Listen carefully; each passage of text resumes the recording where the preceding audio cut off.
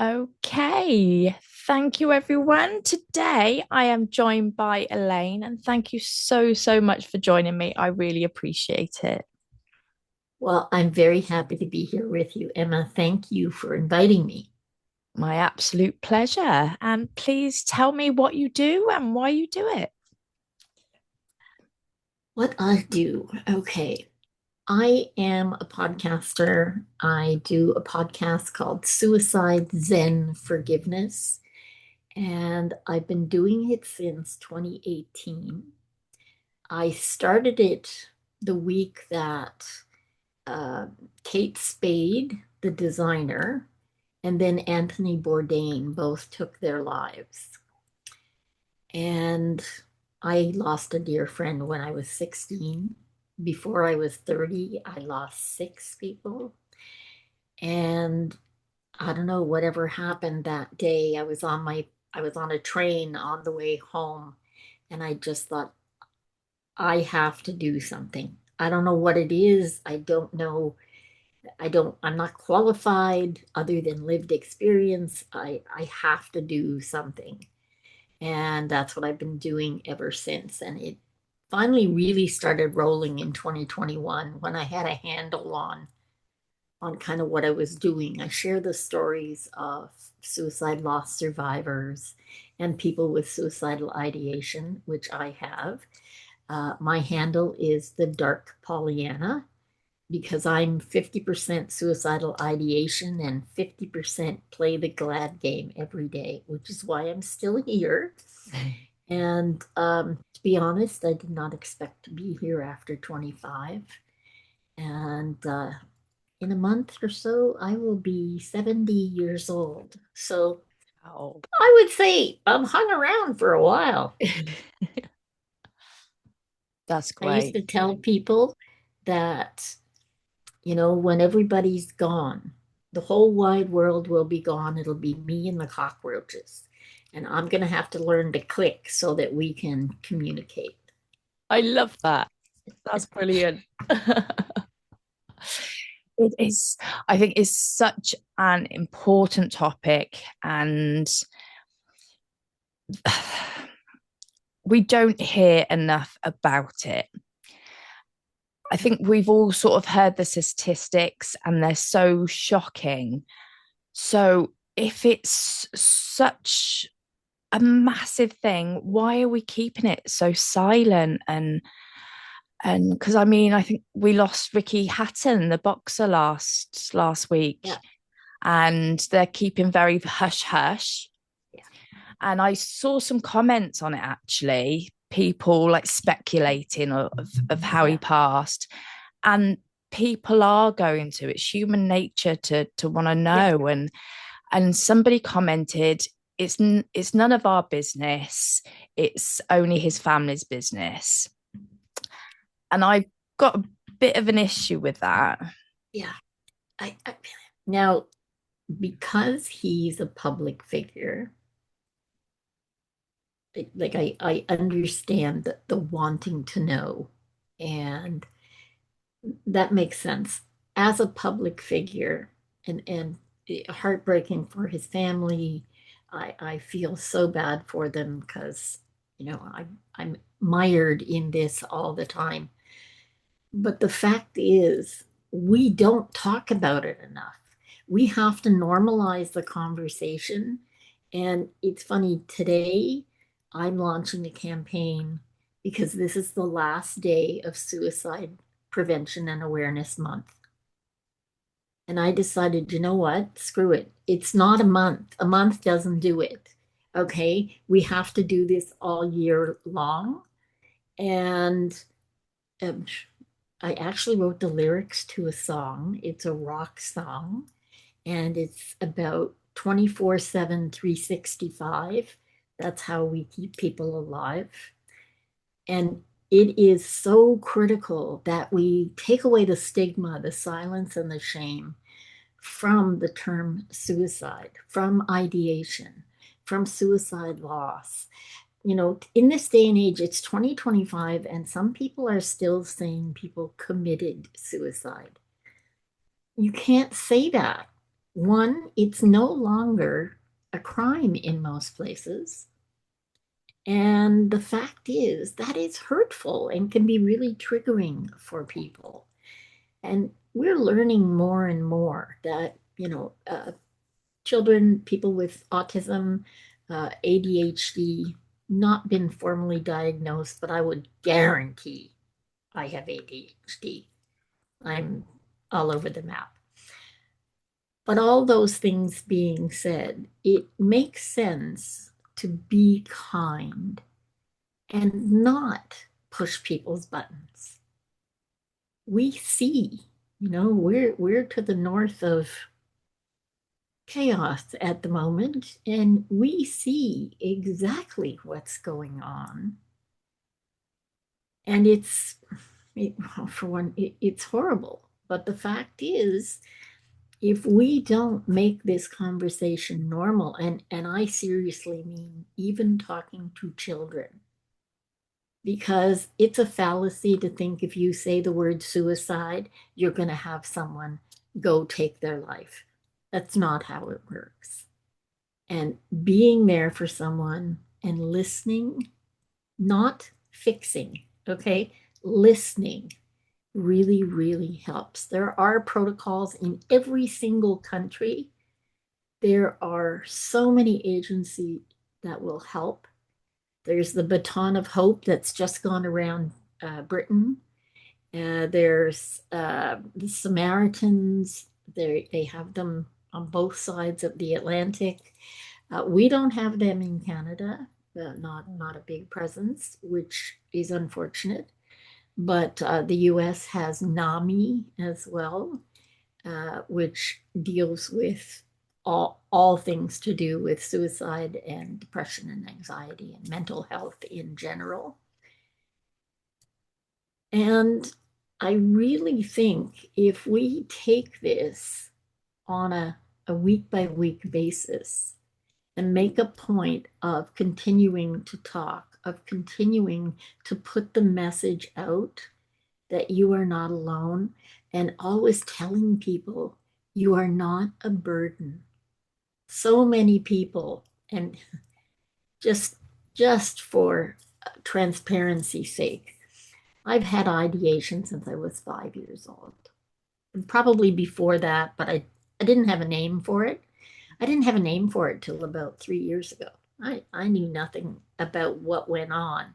As a child, whatever situation you live in, you assume that's the norm because that's all you know. And I always had the option on the table. If I spilt a glass of milk or I tripped or something, one of the options on the table was always I could just end my life. But I didn't know that wasn't normal. Mm. How would I ever find that out? My aunt died when I was 7, and there was not much said, but it was how it was not said that made me question. And nothing was said outside of the family, which told me that I needed to keep this to myself. Mm. As I grew up, that sadly became more important because by the time I was 12 years old, I was working at a mental institution as a volunteer. I went every Sunday.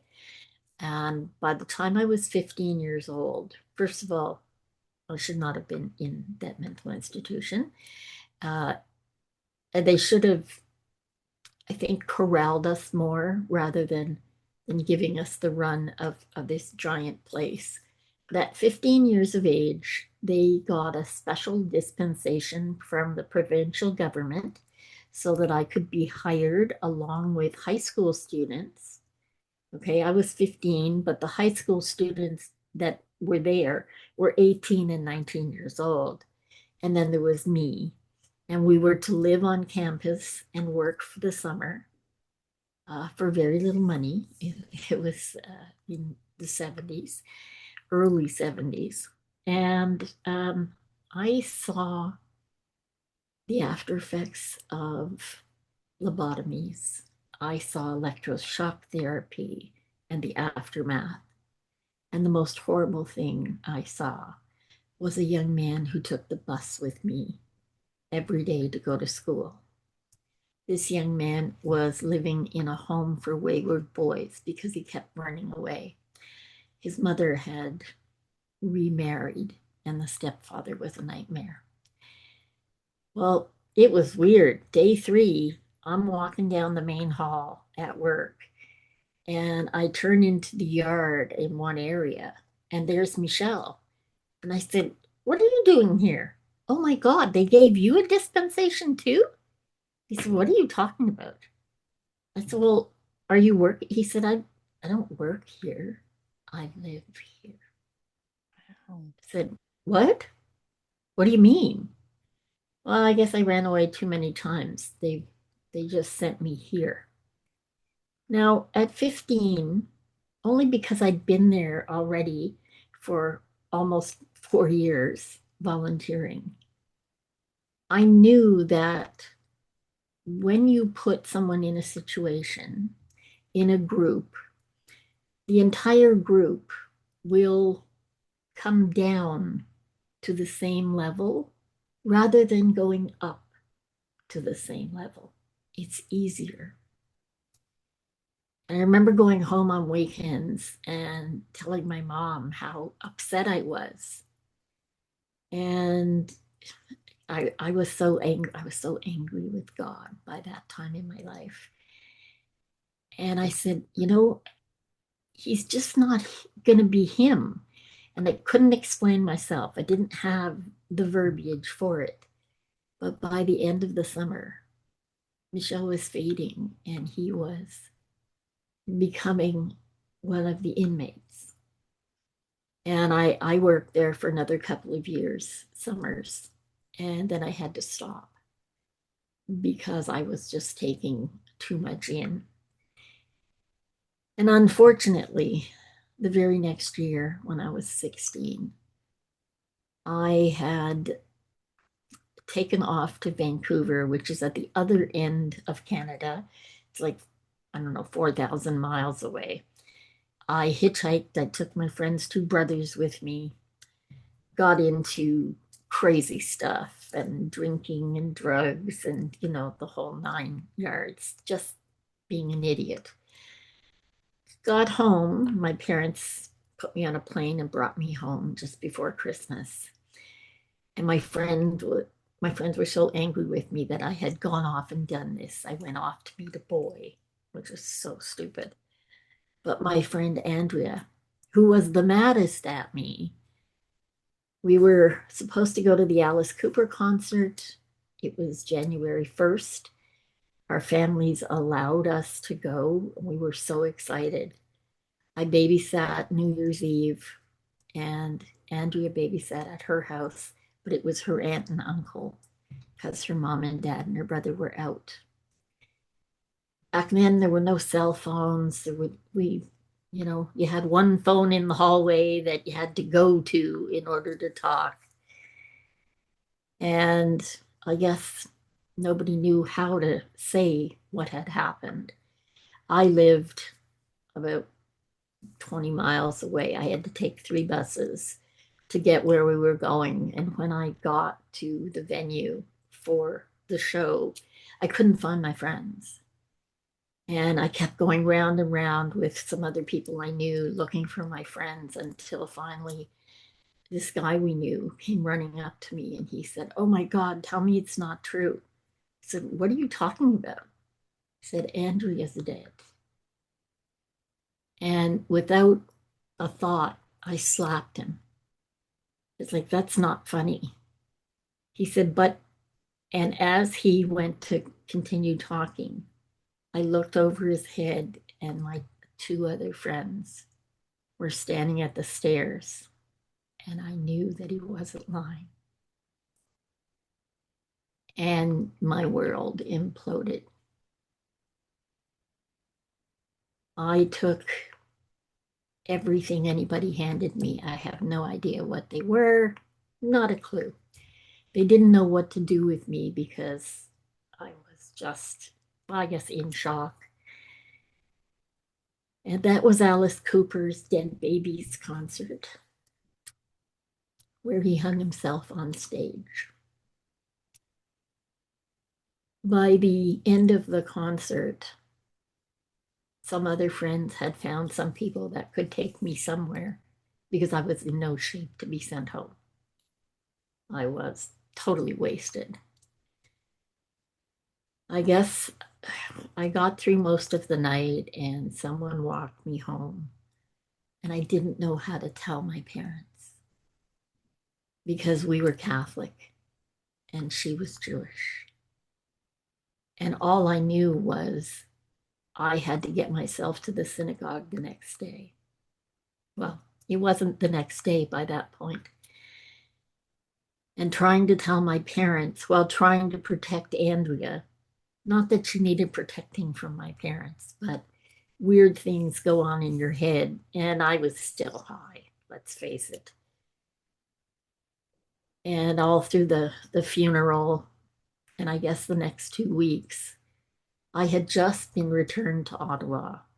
I was going to a new school. I knew some people at the school, but more of the people at the school didn't know who I was. And Andrea went to a school downtown. So some of them knew that she had died. Nobody knew her. And about 2 weeks into school, I kind of came to under the English teacher's arm, and he was holding me back. And I couldn't figure out what had happened, how I got there, what was going on. And I'm told some guy in the class, and what people saw was not what happened, but all of a sudden, this guy was talking, and I went over to his desk and grabbed him by the hair and started banging his head on the desk. And the teacher, well, they all thought I was just nuts. But he didn't know Andrea, and he had said that some dumb girl killed herself over a boy. Now, this kid had no idea. He didn't know who she was, and he certainly didn't know that she was my friend. But that's the kind of thing that pushes you over the edge. And I guess, from the funeral, if it came in pill form or powder or booze or whatever, didn't matter who had it or who gave it to me, I would take it because I didn't want to feel a damn thing. And it takes a really long, long time to put all the pieces together and understand sort of how you go through these things because I didn't realize at the time, but all that suicidal ideation from childhood, it slapped me right in the face when Andrea died. Because all of a sudden, this was concrete. This is what that meant. This is what I live with every day. Am I going now? Is it going to be now? What about now? And at 5 years of age, or maybe I was 6, a movie came out with Haley Mills, and it was called Pollyanna. I saw that movie, and some part of me inside grabbed on and just wouldn't let go. And the glad game became the part of me that fought the ideation all the time. Whatever was going on, whatever was bad, even at the height of being totally wasted. And for the next 4 years, from 16 to 20, when I was in Ottawa, my friends and anybody who knew that if you couldn't find me, go to the cemetery. I would be sitting in the cemetery looking for answers, You know, here we are 50 odd years later, still looking for answers. They don't come. But through all of that and all of those years, and I'll give some of the lowlights in a minute, but everything that had to do with the ideation and the Pollyanna piece all hinged on Andrea, who gave me the worst, best gift you could ever give someone. She taught me what it was to be left behind. And why I say that is because 4 years after Andrea died, I went out at 2 in the morning because a friend called and asked for a lift home. He had been picked up for drinking and driving. I was 6.5 months pregnant. I put on my coat rather than having my husband go. He was working the next morning. So I took off to go help this friend, threw on some clogs because I was not going to be gone long, and a big fur coat. And when I got to the police station, my car died. It's like, what is going on here? And luckily for me, one of my grandmother's friends, her grandson was a policeman. So he came out and looked at the car and explained to me that the dimmer switch, which in a Mustang back then was on the floor, had shorted out and I would have to drive without lights. So driving home, because I was pregnant, I had to stop at a restaurant and run into the bathroom because that's what you do. As I got into the bathroom, I realized I'd have to take this giant, the fur coat had a big hood and it was all like wolf fur. It was massive, but it gets really, really cold here.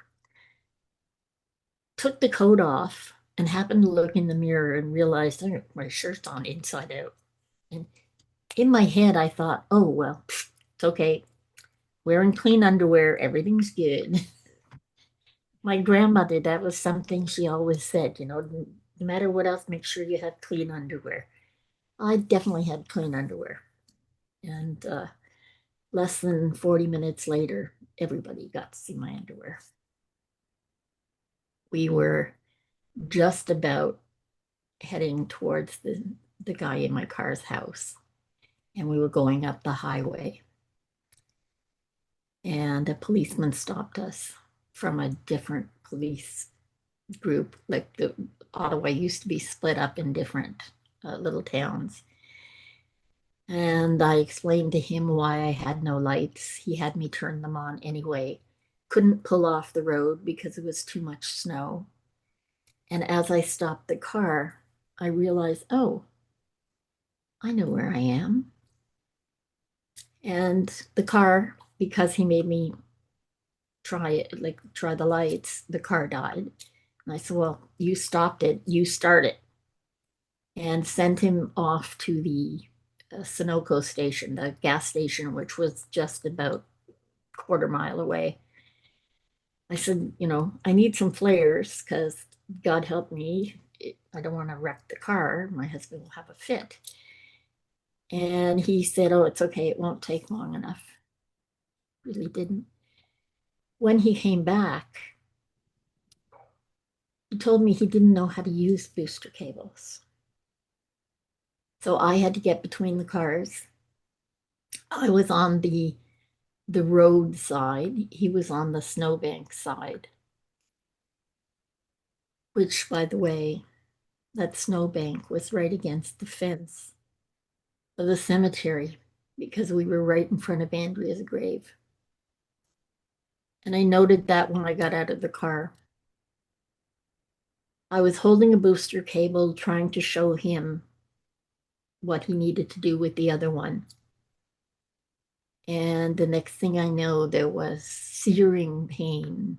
And I think I was flying through the air. And then, very gently, my head was laid on the tarmac.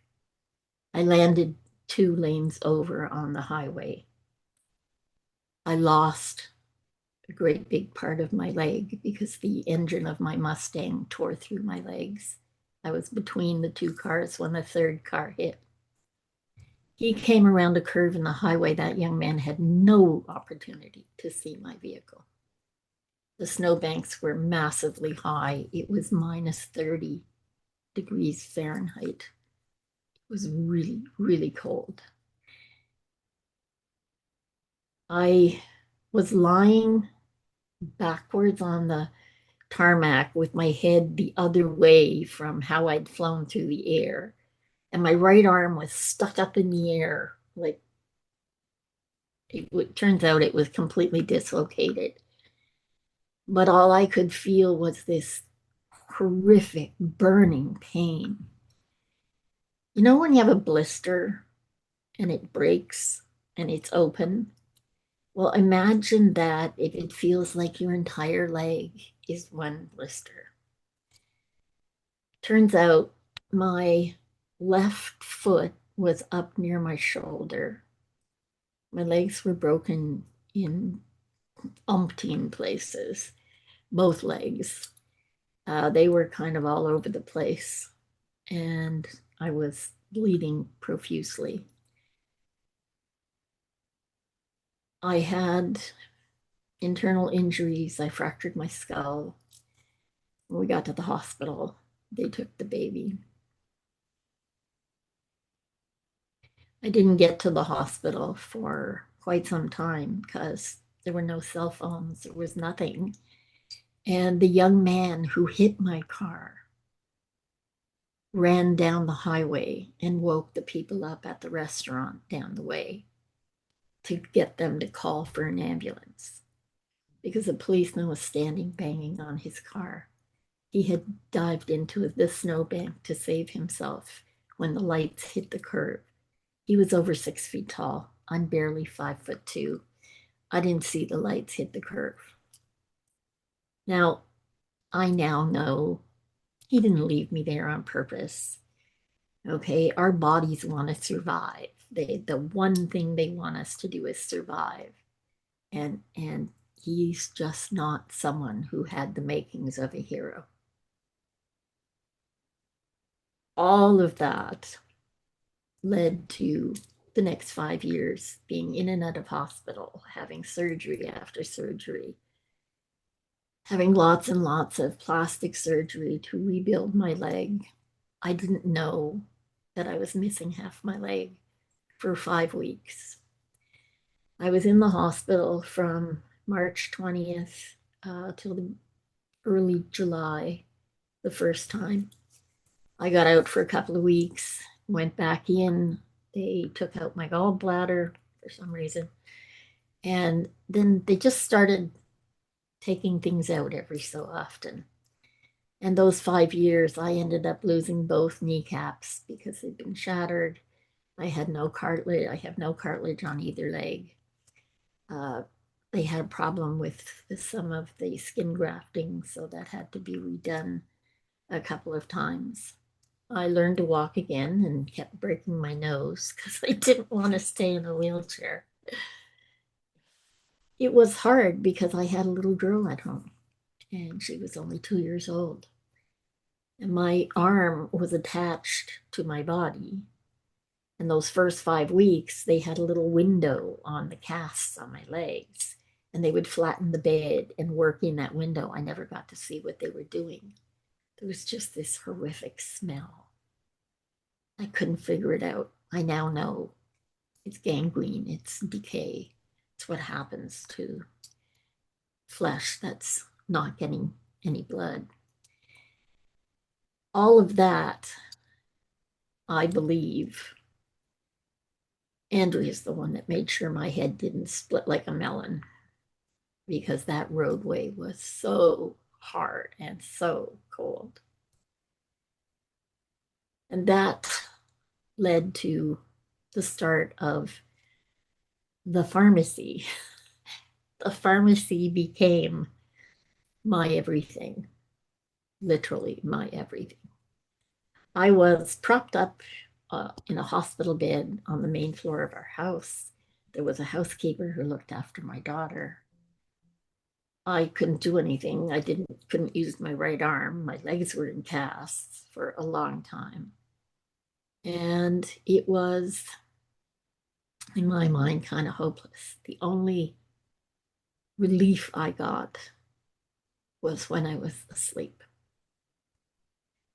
And sleeping pills and more sleeping pills and more sleeping pills is what it takes when they've got you on ridiculous doses of morphine and Talwin and Demerol.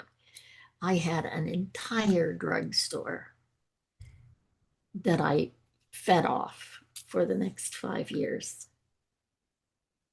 And the most interesting part of this isn't the really bad thing that happened. The accident is the first thing that happened.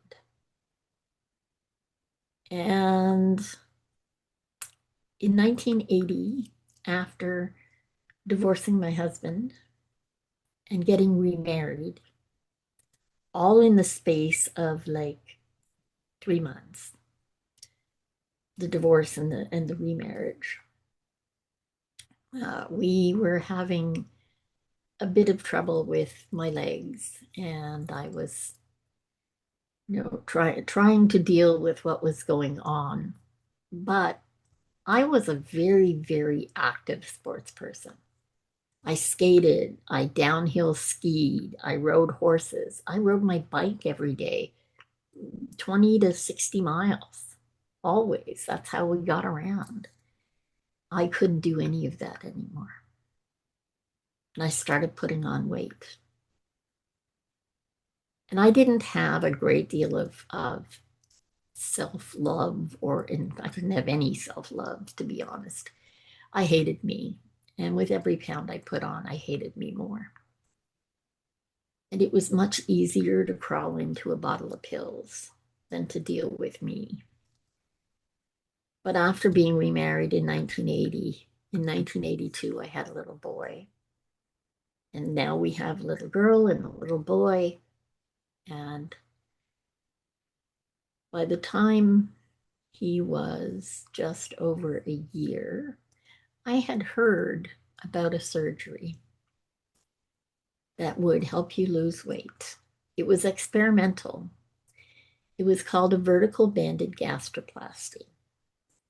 And I thought, this is what I need, because I have tried and I can't fix this and I'm useless. And the vitriol in my head, I would never say those things to another human, but I was vicious to me.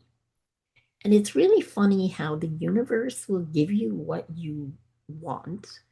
It'll give you, it will confirm whatever you're looking for. Whether it's good or bad doesn't matter, but it will confirm exactly what you want. So when my son was quite young, the family was out for brunch on Sunday, and I had seen Oprah a few times talking about this surgery.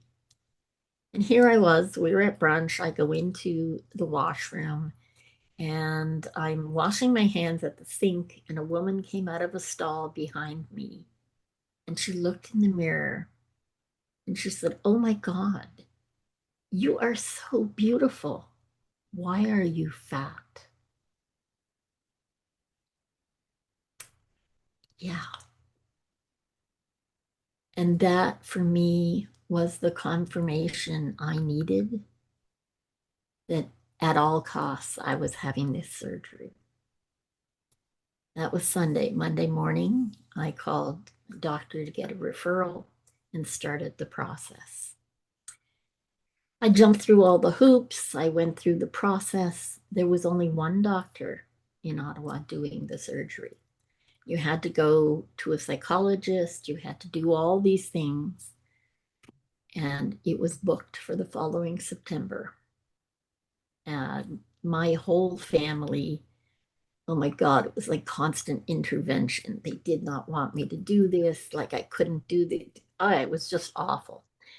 I was a manager of a cosmetics company at the time and had quite a few people under me. We had gone in August to Vegas for a big convention, and I had been given the trip because that I did so well in sales and I was on trend to do all kinds of great things. And I had set aside 3 weeks to go in and have the surgery. I'd be in the hospital for 1 week. I would come home for 2 weeks with a tube in my side that I would feed through and to allow the work they did to heal. And then after in the 3rd week, they would take that out and life would go on. You had to eat a little differently and have some very small portions in specific ways, but that was all great. I planned this. I fought with my family. I even was being very judicious about the drugs I was using because I didn't want to mess this up. So on the 13th of September, I went to the hospital for this. And the next morning, well, I can't actually tell you what went on in that surgery because the doctor falsified the OR records. There are, I think for the first one, there might be 2 or 3. They don't make sense, but he didn't tell us anything. And that week in hospital, as I fed through this tube in my side, I was so excited that I was going to do this right. I wouldn't take anything for pain. But I had this weird pain in my shoulder blade. And I thought, God, that's weird. But come on, I've been putting up with pain for like more than 5 years here. Suck it up, Buttercup. You decided you're going to do this. And it was like a tribute to the family that I would tough it out. I'm such an idiot.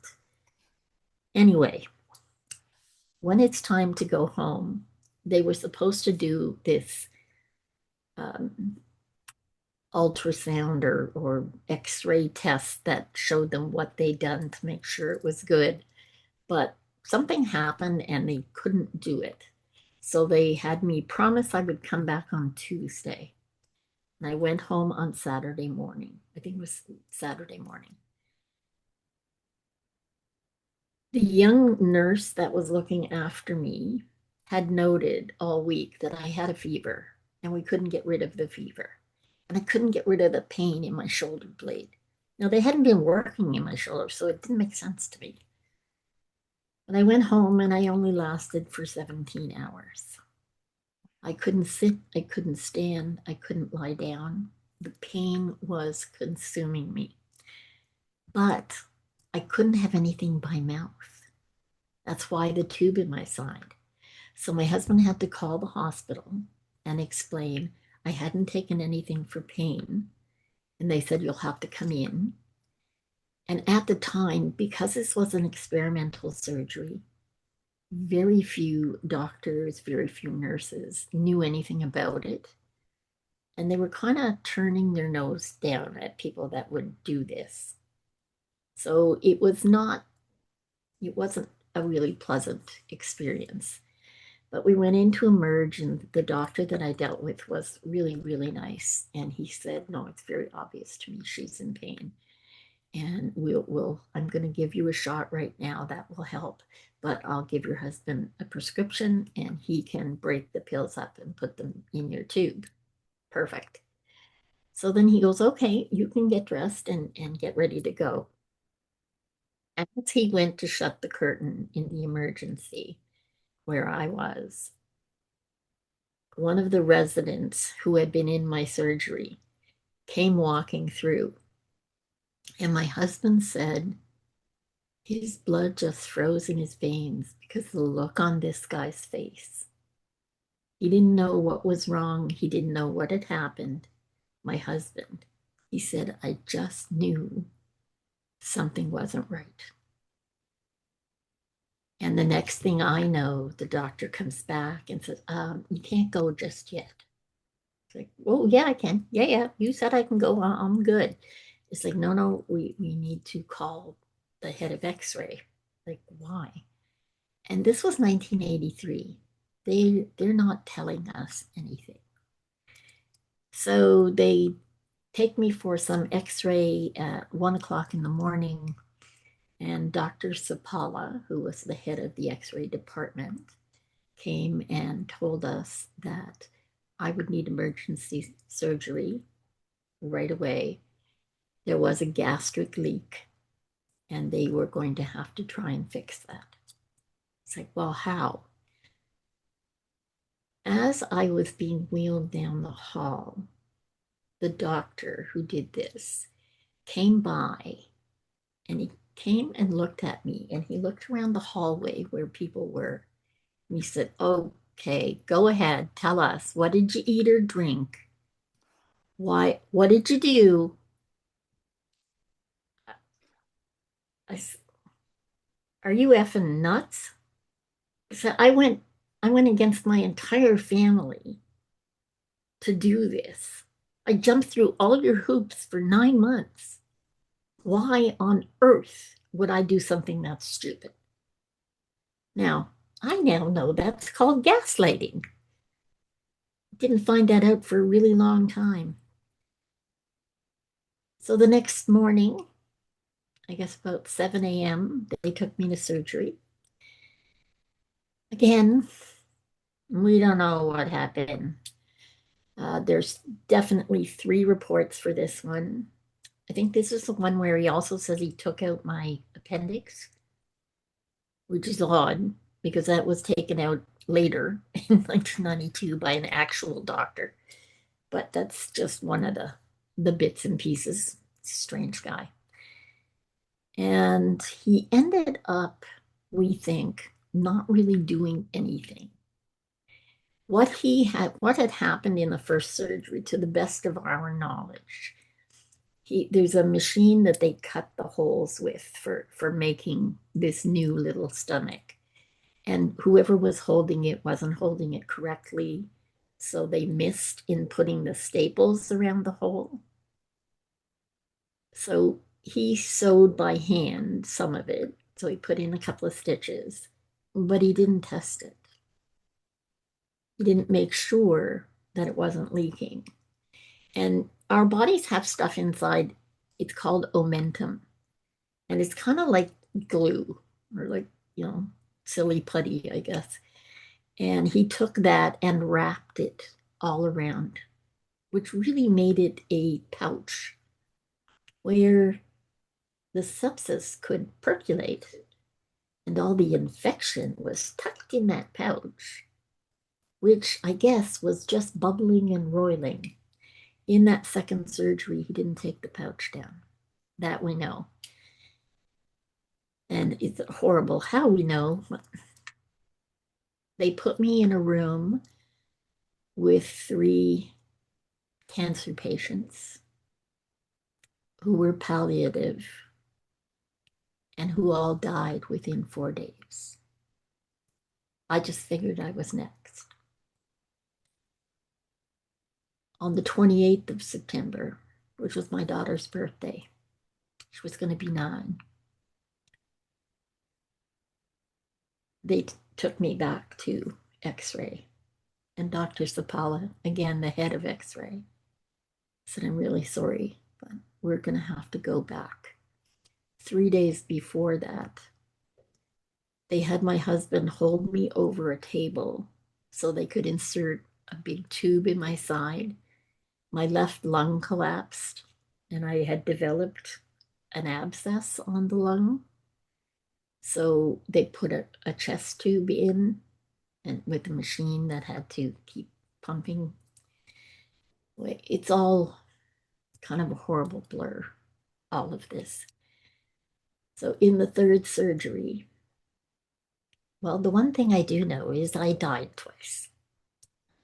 Don't know what order, again.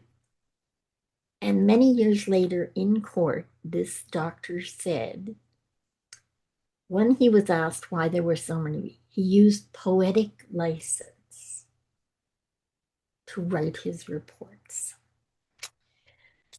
I won't ever forget that bit. Anyway, in this third surgery, my poor husband walked the halls, and my parents took my daughter out for her birthday, trying to keep her mind and their minds off the fact that I was in surgery. Don't know the order, but my heart stopped. And I think he thought this was going to be his big break. Because what I didn't say till now, he was being investigated because he'd already killed 2 people. And the cohort of people having this surgery, including me, was only 37. So, in his effort to save himself, because had been reported, he started taking everything apart. We didn't know this, but somebody, I don't know, a resident, another, I don't know who, got my heart restarted, which meant he had to stop what he was doing. Now, whether the heart went first or the lungs, I stopped breathing, and they were having a really hard time getting me breathing again. So he went back to taking everything apart. But the more you manipulate human tissue inside, the more it becomes what they call friable. It was just jello. Like he had made such a mess. He couldn't even put stitches in. And I think whatever came first or second, but the second me dying really freaked him out. So he called in another surgeon. And here's the fun bit. He had him slit my throat, and he took my esophagus and diverted it out my neck. Yeah, isn't that odd? Most doctors don't hear of that very often. Anyway, this doctor, Dr. Hooper was his name, that did that. That was, like I said, the 28th of September.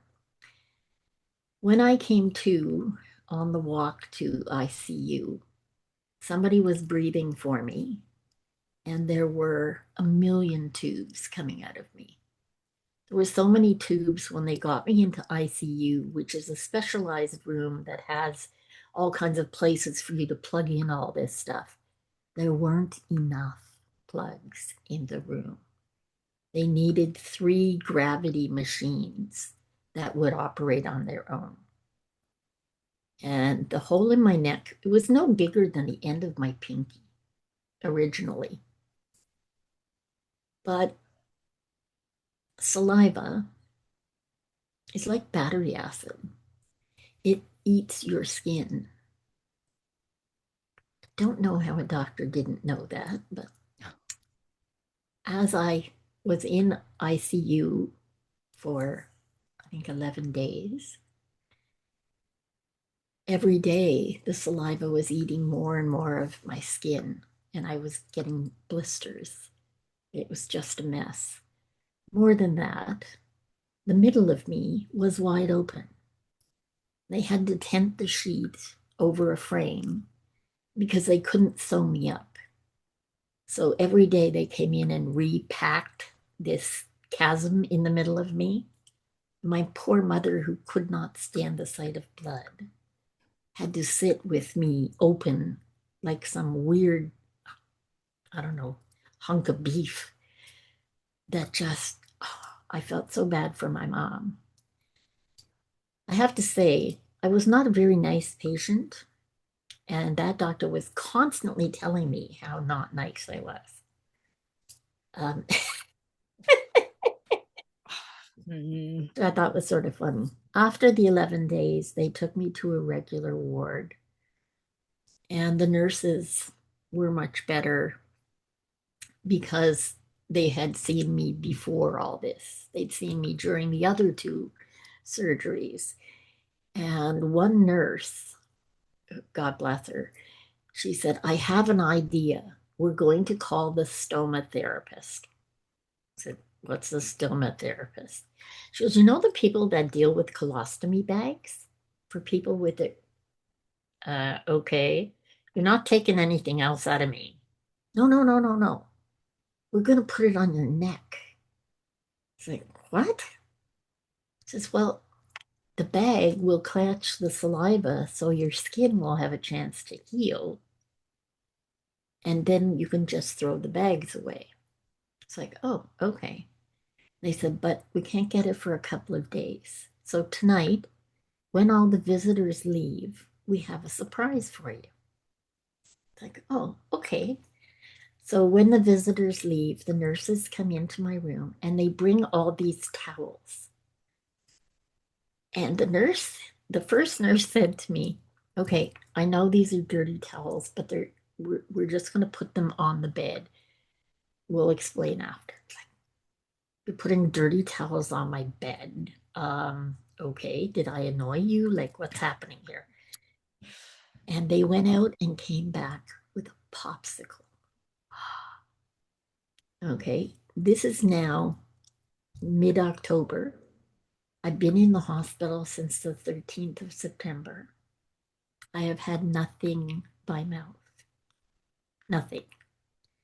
And they show up with a popsicle, half a popsicle actually. Oh my God. I thought I died and went to heaven. It was the best thing ever. But now, sorry to your audience, it gets kind of gross because the hole in my neck meant the popsicle came out the hole, which is what the towels would for. So all these towels are like ready orange and what have you, and they put them outside the door in the morning so that the laundry people can take them away. Well, there was no way once they brought me a popsicle that there wasn't going to be more popsicles. By the time it was almost 8 o'clock at night, I'd be saying to the visitor, okay, you should go now. You should probably get going. You don't want to drive in the dark because I wasn't allowed to tell anybody because this was a definite no no.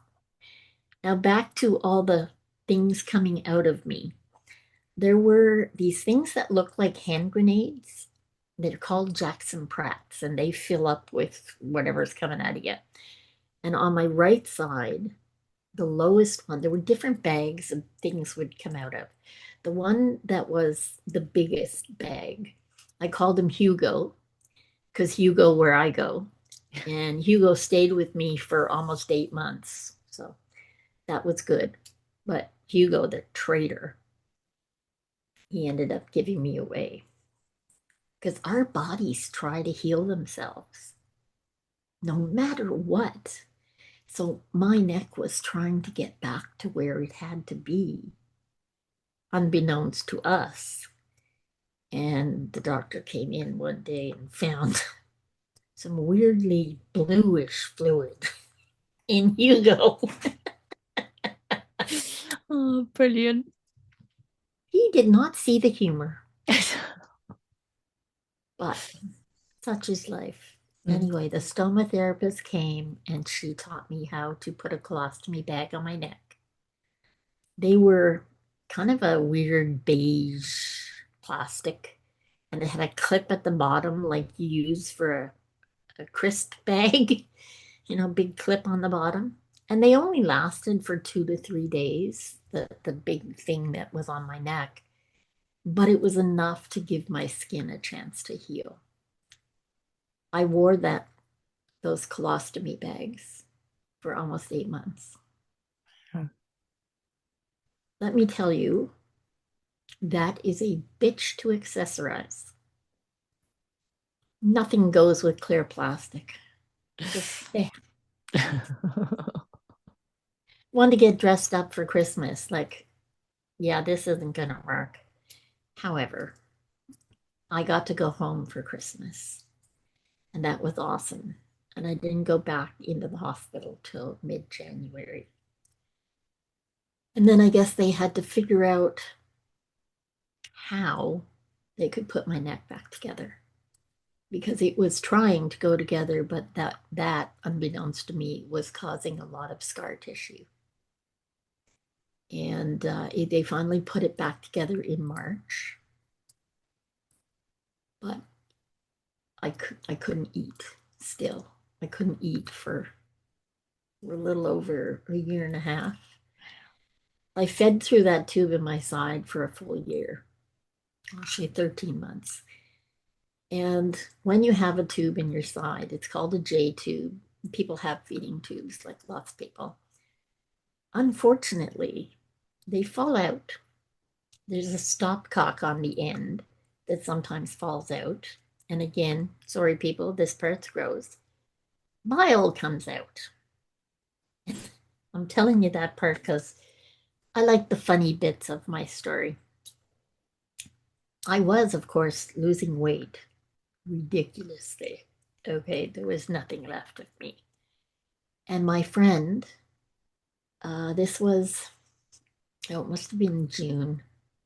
My friend said that she checked with my husband and the nurse at our house, and she said her boyfriend was going to come and pick me up and bring me to their place, and I would well technically watch other people eat lunch because I couldn't eat.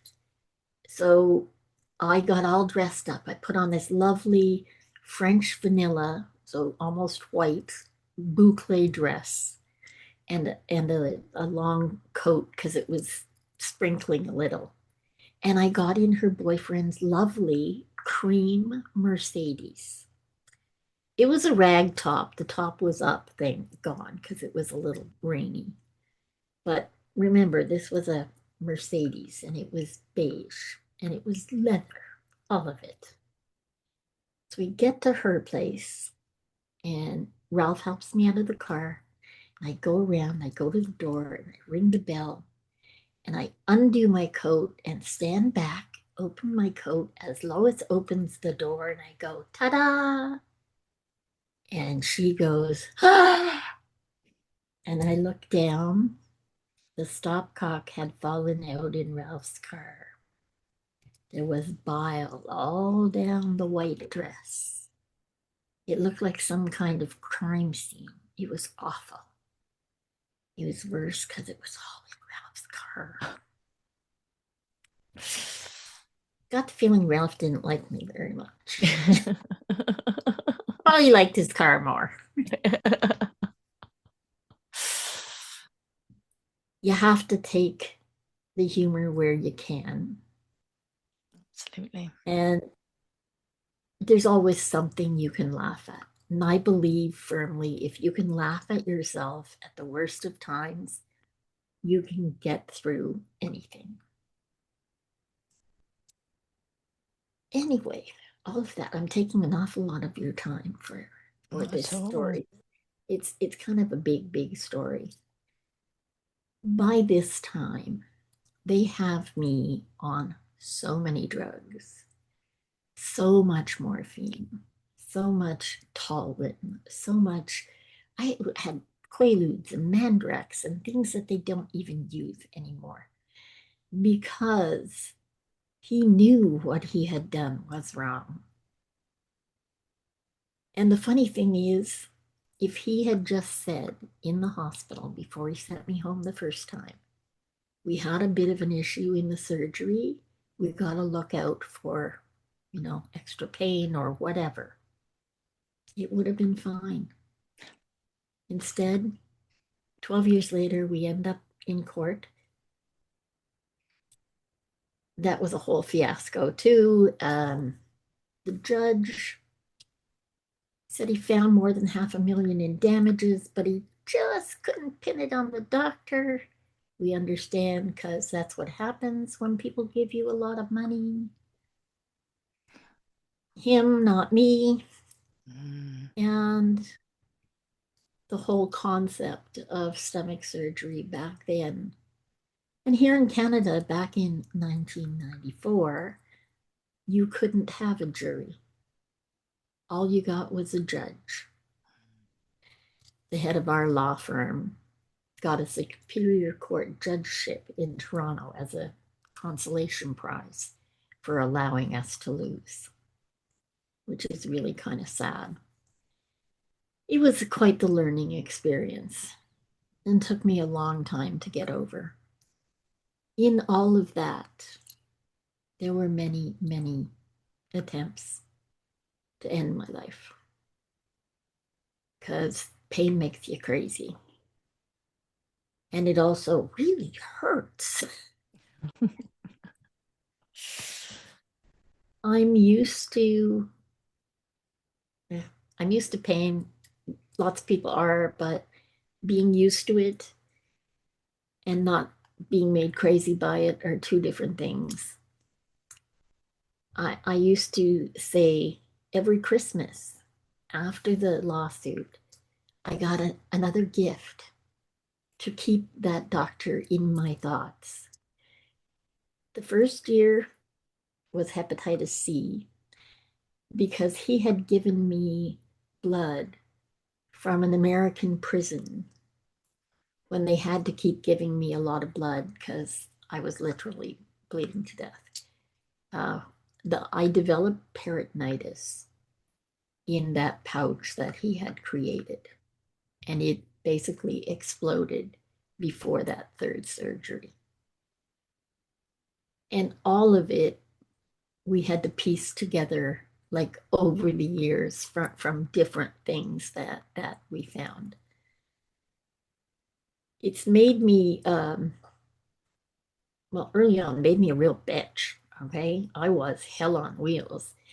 I was forever defensive and well, downright mean as a snake. Okay, with pills and all the drugs and everything else. You get a little nuts. In 1997, my daughter has had her first child. She was born actually while we were in court in 1994. So in 97, she's come down for a visit because they live 7 or 8 hours away. And my son is getting ready to go to cadets for the evening. So we went for an early dinner to a plaza, like very close to our house. We drove over, and where we parked was partway up the plaza. So we had to walk along the line of cars when we were heading to take him to cadets. And my granddaughter was swinging between my daughter and myself, between our hands. And as we're walking down the aisle, this car starts backing up, and the guy driving it is looking forward. He's not looking back where we are. So I politely knocked on his trunk, like, hello, there's people here. And just that's exactly what I did. Like, yay, just stop. The car comes to a halt. We keep walking. 2 seconds later, okay, we hear this roar. You fucking bitch! Blah, blah, blah. What's for? Can't you wait? This guy is screaming at us. We turn around, and it's this giant, florid faced thing who is just apoplectic. He's screaming at the top of his lungs. And my daughter said, like, you're mental. Get in your car and get lost. So we keep walking and we get to our car. It might be, I don't know, 4 or 5 cars away on the same side. I I don't know exactly where the four of us were, but no, my daughter had my granddaughter's hand, and then my daughter screamed. And I looked up. He had driven up the aisle of cars and turned his car in to ram us. I'm a mom, first and foremost. My thought was just protect my kids. So I went for his car. I ended up on the hood of his car. So he backs up with me on his car. And there's all these people in the parking lot that are gathering around the car going, stop. What is wrong with you? And they stop him, and I slide like a cartoon character off the car. And somebody goes, our doctor's in this plaza. So somebody goes to get the doctor, somebody calls an ambulance, all this. I am mortified because over the years, I'd put back the weight I'd lost because I didn't know that I didn't have the vertical banded gastroplasty. I only had it for 20 days, but I didn't know that. So here I am hating myself even more. And all I'm thinking about, because I'm just vain, is these poor guys in the ambulance. I'm not letting them pick me up. Like, oh my God, that's embarrassing. It's so stupid.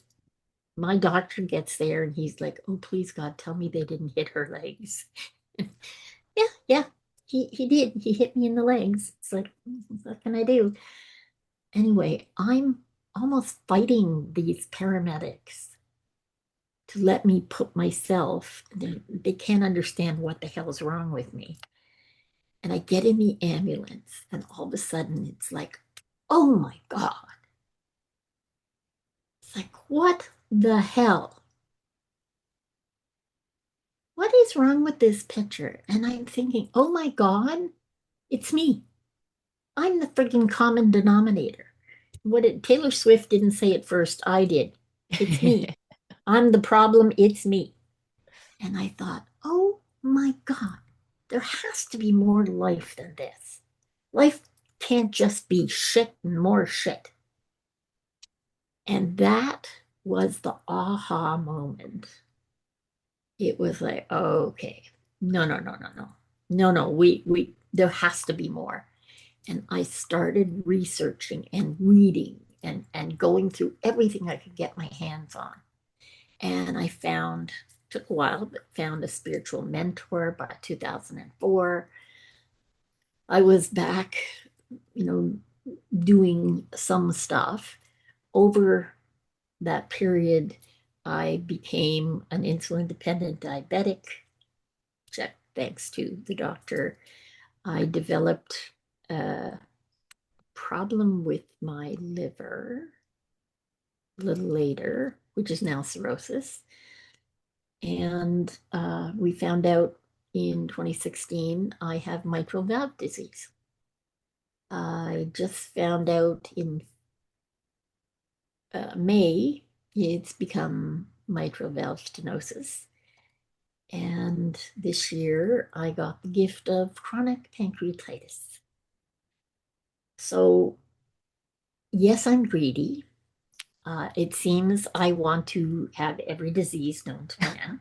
I will say I have a very good back. There's nothing wrong with my spine, knock on wood. I do always make a joke out of whatever because why not? What am I going to do? Sit in the corner and cry? That would be boring. Anyway, all of that to say that aha moment had me sort of turning things around.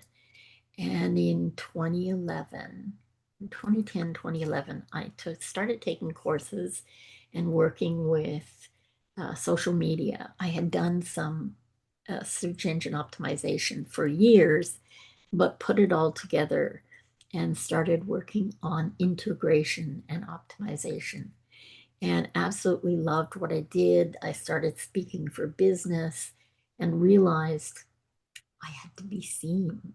Oh my God.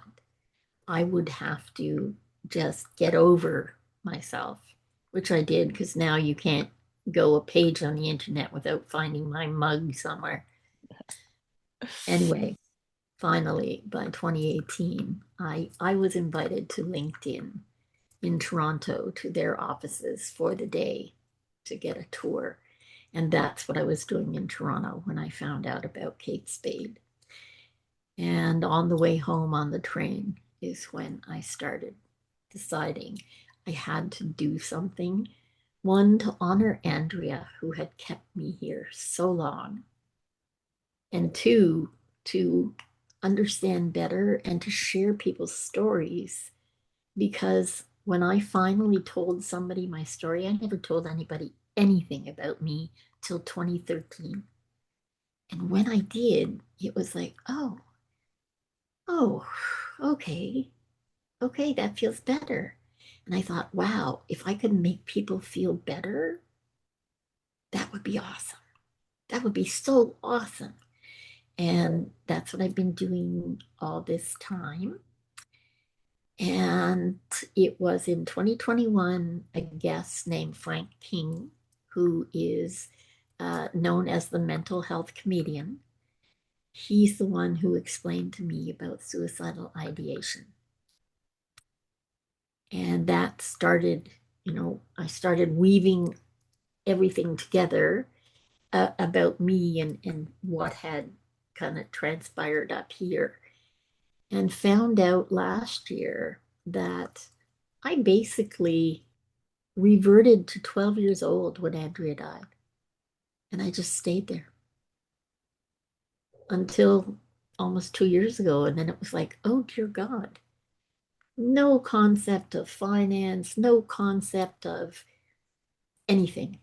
Like just a total, I don't want to say bumbling idiot because I'm very smart and I know that now. It took a really long time to understand that. But knowing it now and understanding that I dragged that seriously addicted 12-year-old through life until 2020, I met a woman. Uh, she's Scottish, but grew up in England and now lives in France. She is a soul coach, and I worked with her. And the next thing you know, I started weaning myself off all my medication, every narcotic, and there were gazillions. What I took in one day could have flattened a football team. Yeah. I was taking hundreds of milligrams of morphine, plus Demerol, plus sleeping pills, plus daily, which is insane. Anyway, unfortunately for me, doctor said it makes sense. I am down to one single pill at supper time. It is a long acting morphine. It is 15 milligrams, 1 5. That is all I take. And my husband said he's hard pressed to get me to take a paracetamol or anything because it's like, nope, nope. I meditate, I visualize, I do all kinds of things to help with the pain, but I acknowledge I'm in pain 24/7 and I just do things to work around that. I have done stand up comedy in 3 different places. The most current was January in Orlando, Florida at the Podfest convention. And before that was Yuck Yucks here in Ottawa and another comedy club called Don't Quit Your Day Job. And I will be doing more comedy because it makes me happy, takes my mind off. And more than that, you have to look for joy. You can't just sit there and expect it to come to you. I always tell people if you get an email from me or I'm talking to you, I say, make the most of your today every day. It's not about having a good day, okay? You're not a goldfish. You make it. It's up to us. We're the captain of this ship, and we can decide what we do with it. I'm happy to say, slow learner that I am, I'm finally there. Elaine, that is just amazing. It's rarely I say so little. I think, and you tell your story so beautifully, so people can understand and they can really identify with parts, even if they haven't been through that. Yeah. they can really identify with your ups and downs and wanting to be something that they're not instead of embracing what they are. I think so many of us live in a place where we want to be like somebody else and we forget what's actually in ourselves. It reminds me a lot of, I think we've all done it, haven't we? And I'm too quiet, I'm too this, I'm too that. And I think what you said about working with the soul coach, I think identifying who you are and I want to say what's inside, but there's not a lot left now, is there? That was good. Oh, yes. I love that. Can I use that? Yeah, that was really good. No, but there's so much there. I just think that's beautiful. And I identify with that as well, because when I started to learn who I was, I embraced my quietness and I can take the mickey out myself over it. Yeah. I found out this year I was ADHD, all my mumbling and talking about one thing and ending up talking about the Formula One or something when it's got nothing to do with anything.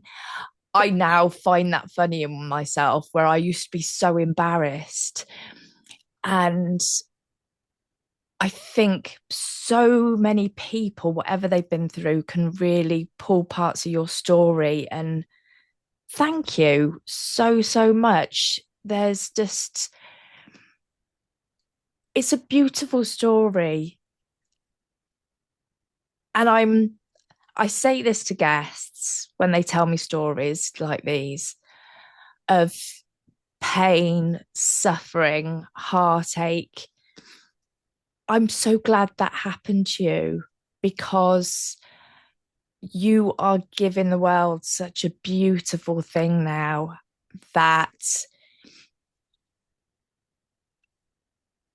your voice needs to be heard to help others. And without what you've been through and your family's been through and Andrea went through, you wouldn't be here helping people. And as sorry as I am, I'm also grateful. And I hope that makes sense. It makes so much sense. Thank you from the bottom of my heart. You absolutely got me. Okay. I know I'm chatty Cathy. I talk too much. I totally know that. But I've been asked a lot of times, oh my God, if you could go back and do your life over again, what would you cut out? Absolutely nothing. Because I would not be here. I wouldn't be this me. I wouldn't have empathy for people.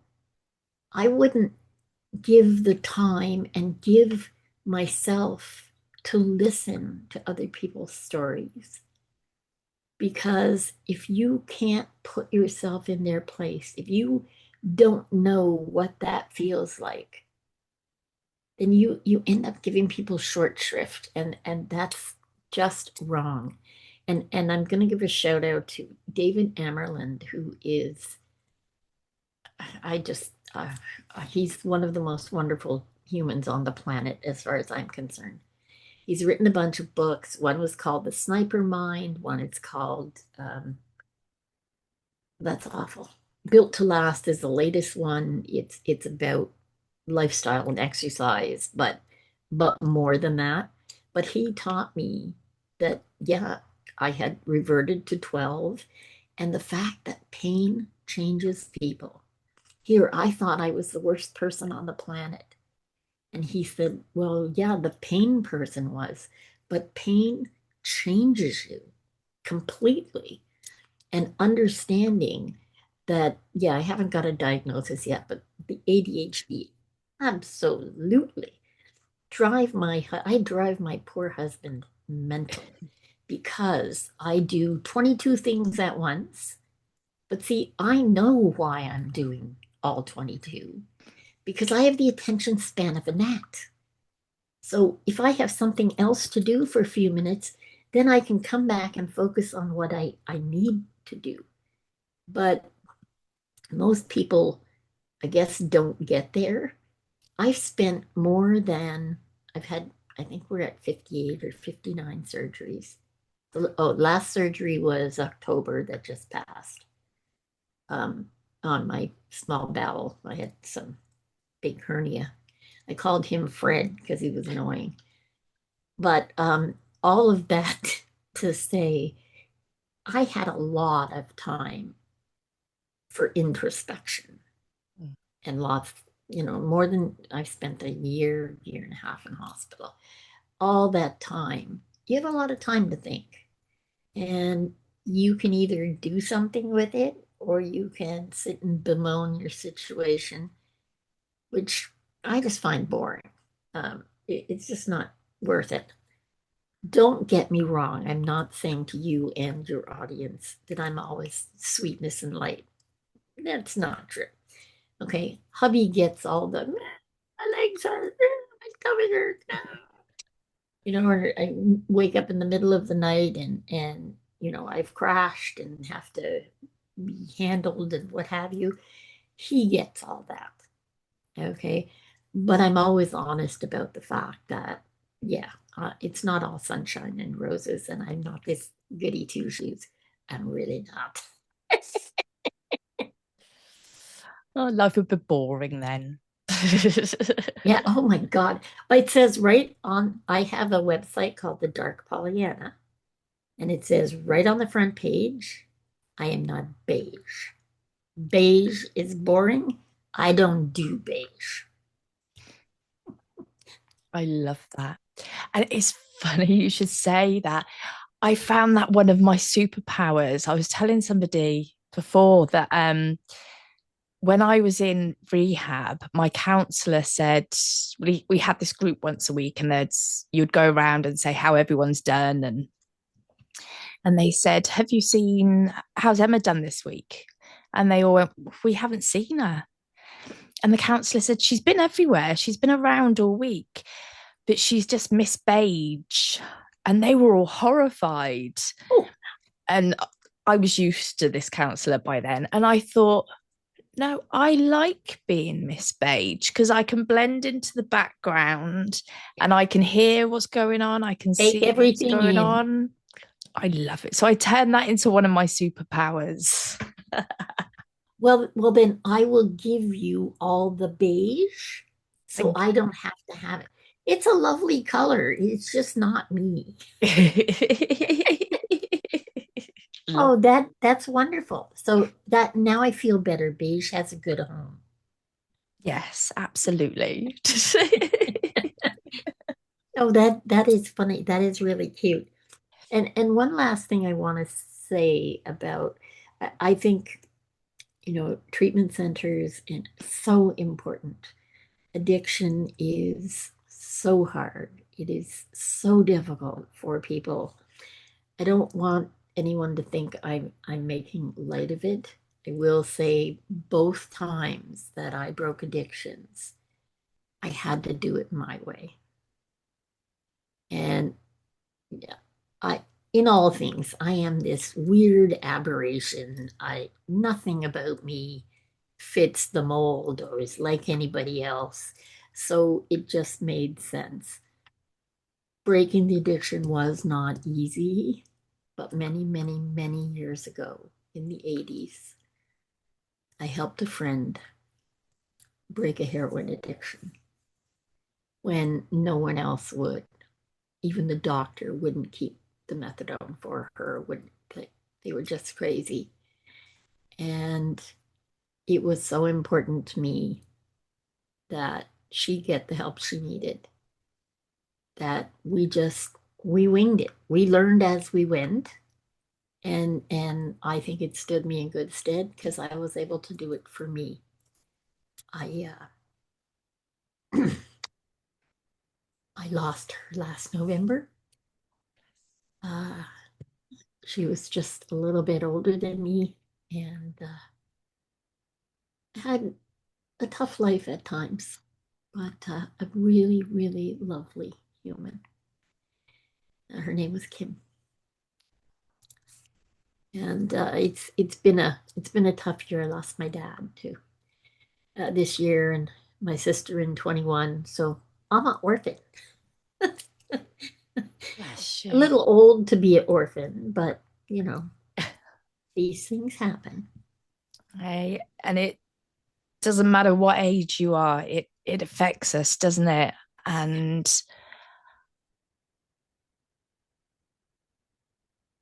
I think I think what you said a lot throughout this was each time you sort of found out who you are slightly, you grew that bit stronger to help you. And yeah, it's so true. We have to do it ourselves. You don't have to do it on your own, but it No. is hard work to do it yourself. And whether it's trauma, addiction, loss, grief, it's something that you have to do. But I think when you find out more about yourself, it makes it that little bit easier. And you have to do it for you, Yeah, for anyone else. It's got to be for you. absolutely. Yeah. Absolutely. I mean, I absolutely love you. I think you're fantastic. Oh, And I think you well, I sort love of, you too. I'm gonna oh, have to come meet you. yes, in Edinburgh. All right. All right. Next But year. I I love how you sort of ended your story saying about doing comedy. Now, Yeah. how amazing is that? Did you ever think you'd do it? I wanted to since I was a little kid, but okay, couple of things. I didn't like me enough. I like I don't think I would take criticism well. And in the 70s, there was the unknown comic who wore the bag over his head. So I couldn't do that. And then by the time I was 20, it is stand-up comedy. I'm not so great at standing up. So I thought, well, shit, I can't sit on a chair. And you know what? I probably could have. People do all kinds of things. But finally, it started in 2018. A friend had gone to a comedy course and she got up on stage, and I thought, well, what the hell am I waiting for? Like, okay, I'm doing that. And in Orlando, last in January, um, there's a comedian, an American comedian. His name is Jacoby Ray, and he was the headliner at the conference. He's very funny, a little blue for me, but after my set, and I have blue hair. I had on a black leather jacket and a dress and my cane because I don't walk well. But he came up after, and sorry, Jacoby, I don't mean to make fun of your accent, but it's part of him. He said, you know, I have to tell y'all, when I saw that blue hair and that leather jacket, I thought she's got to be one of my peeps. One of my people. That's definitely one of my people.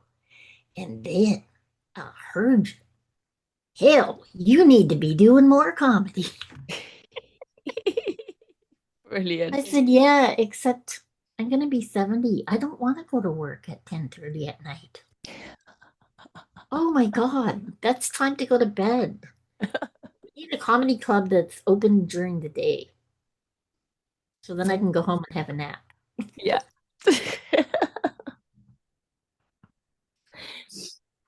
I love that. Thank you for bringing humor, inspiration, hope,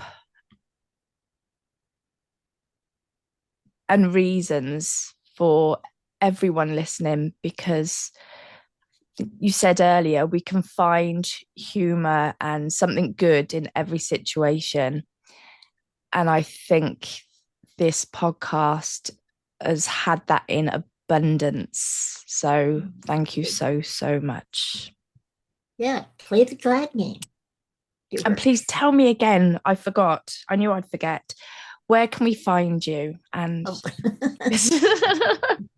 Oh. All over the place. Okay, so Suicide Zen Forgiveness is the podcast, and it's everywhere. TheDarkPollyanna.com is one of my sites. ElaineLindsay.com is another. And if you just type in Elaine Lindsay, this face will come up. Yep, so fantastic. Elaine, just thank you so, so much. You've absolutely made my day. thank you so much. You are too kind, and oh my God, you just have made me feel wonderful. Thank you so Because you much. are.